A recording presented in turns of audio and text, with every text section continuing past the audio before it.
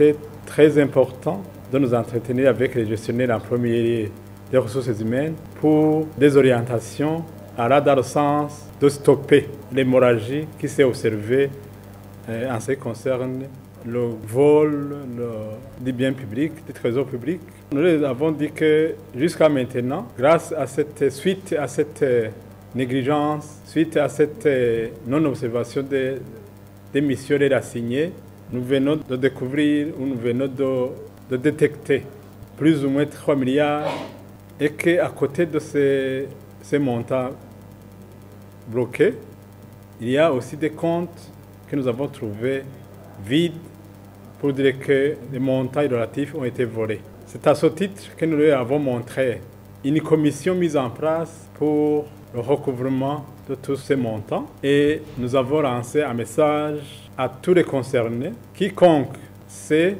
qu'il a perçu indûment des montants de l'État du Burundi doit se déclarer en dehors un mois devant cette commission. Nous leur avons montré ou dit ceux qui l'ont déjà fait. Nous avons 4 personnes qui se sont déclarées déjà et ils ont pu verser au compte du Trésor public un montant un peu supérieur à 52 millions qu'ils avaient perçu indûment et que nous n'avions pas trouvé sur le compte. Les comptes étaient vides, mais quand même, lorsqu'ils ont vu que les comptes étaient bloqués, ils sont venus ici, ils ont déclaré qu'il y a des montants. Nous avons constaté que c'était vrai. Il y avait des montants, effectivement, qui avaient été versés à leur compte et avaient déjà été utilisés, mais ils ont eu ce courage de retourner ce montant à l'État. Alors, nous invitons tous ces gens concernés de suivre cet exemple pour que demain, la justice, pour que demain, les pénalités, les sanctions pénales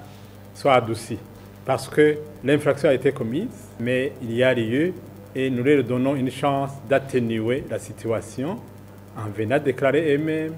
Le ministère est disposé à les écouter et à voir comment rembourser pour que le Trésor public n'en souffre pas. Et après, nous les avons distribué et délivré des statuts généraux des fonctionnaires pour qu'ils aillent les distribuer à leur tour aux responsables dans les différents ministères pour que demain, ils ne disent pas qu'ils ne connaissent pas le contenu du statut, alors que le statut règle exactement toutes ces inquiétudes que nous soulevons ici. Si une fois le statut est bien suivi, ces manquements n'auront plus de place.